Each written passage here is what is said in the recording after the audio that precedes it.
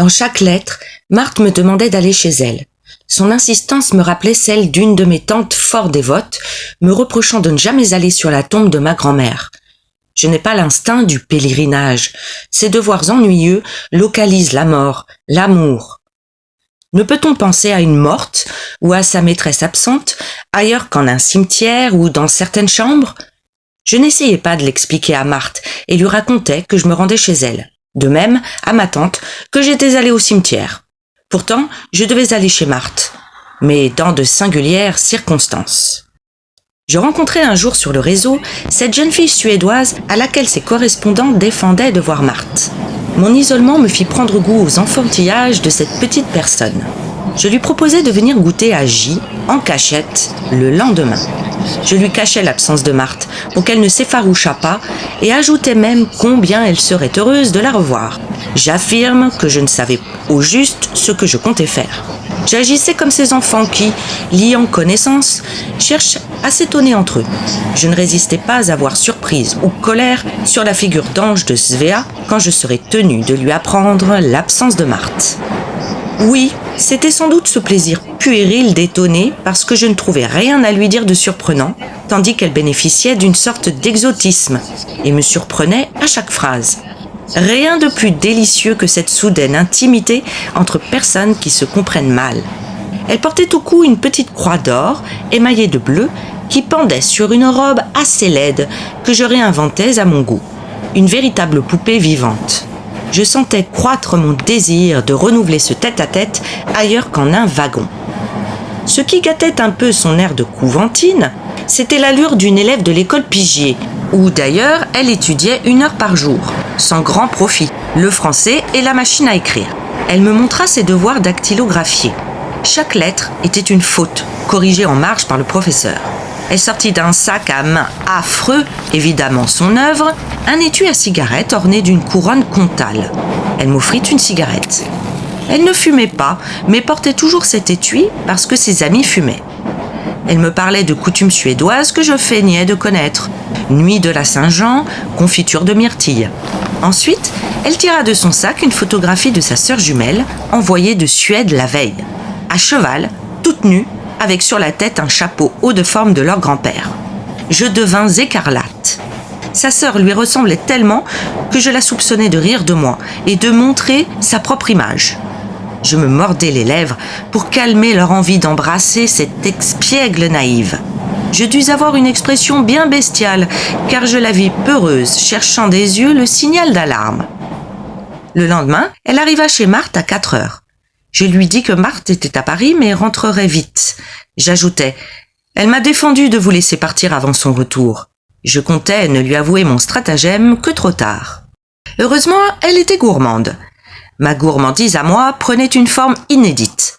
Je n'avais aucune faim pour la tarte, la glace à la framboise, mais souhaitais être tarte et glace dont elle approcha la bouche. Je faisais avec la mienne des grimaces involontaires. Ce n'est pas par vice que je convoitais Svea, mais par gourmandise. Ses joues m'eussent suffi à défaut de ses lèvres. Je parlais en prononçant chaque syllabe pour qu'elle comprît bien. Excité par cette amusante dînette, je m'énervais, moi toujours silencieux, de ne pouvoir parler vite. J'éprouvais un besoin de bavardage, de confidence enfantine. J'approchais mon oreille de sa bouche. Je buvais ses petites paroles. Je l'avais contrainte à prendre une liqueur. Après, j'eus pitié d'elle comme d'un oiseau qu'on grise. J'espérais que sa griserie servirait mes desseins, car peu m'importait qu'elle me donnât ses lèvres de bon cœur ou non. Je pensais à l'inconvenance de cette scène chez Marthe, mais, me répétais-je, en somme, je ne retire rien à notre amour. Je désirais Svea comme un fruit, ce dont une maîtresse ne peut être jalouse. Je tenais sa main dans mes mains qui m'apparurent pataudes. J'aurais voulu la déshabiller, la bercer. Elle s'étendit sur le divan.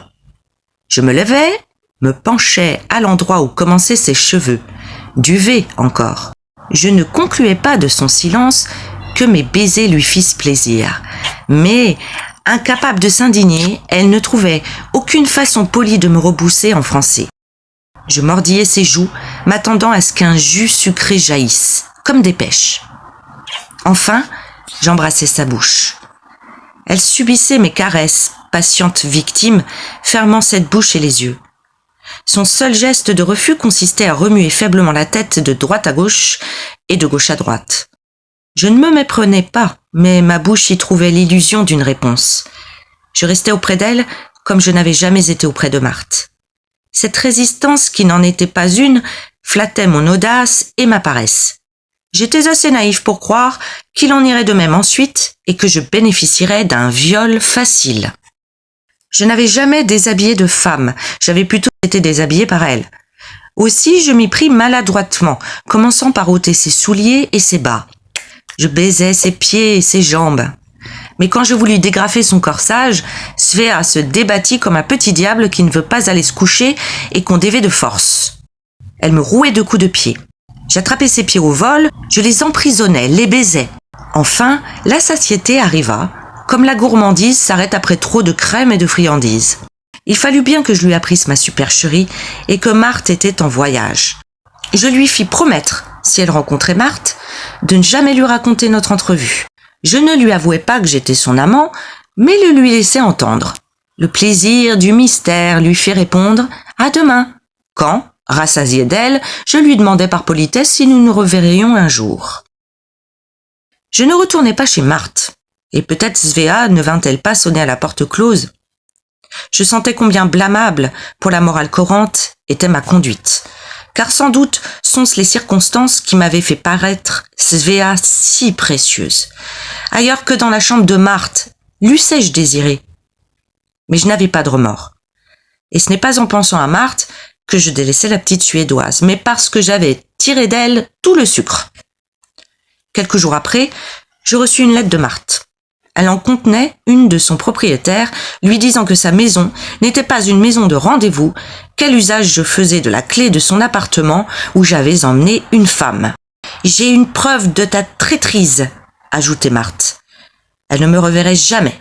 Sans doute souffrirait-elle, mais elle préférait souffrir que d'être dupe. Je savais ces menaces anodines, et qu'il suffirait d'un mensonge, ou même au besoin de la vérité, pour les anéantir. Mais il me vexait que, dans une lettre de rupture, Marthe ne me parlât pas de suicide. Je l'accusais de froideur. Je trouvais sa lettre indigne d'une explication. Car moi, dans une situation analogue, sans penser au suicide, j'aurais cru, par convenance, en devoir menacer Marthe.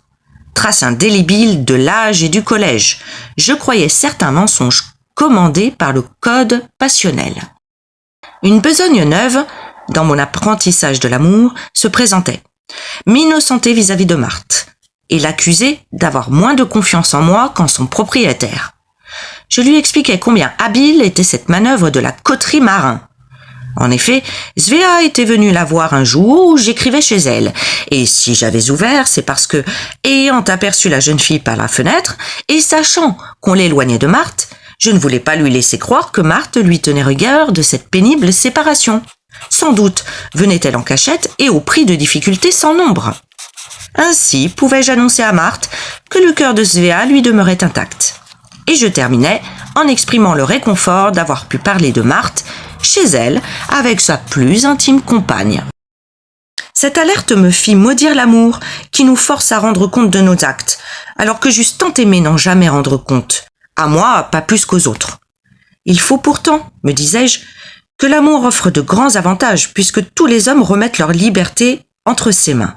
Je souhaitais d'être vite assez fort pour me passer d'amour et ainsi n'avoir à sacrifier aucun de mes désirs.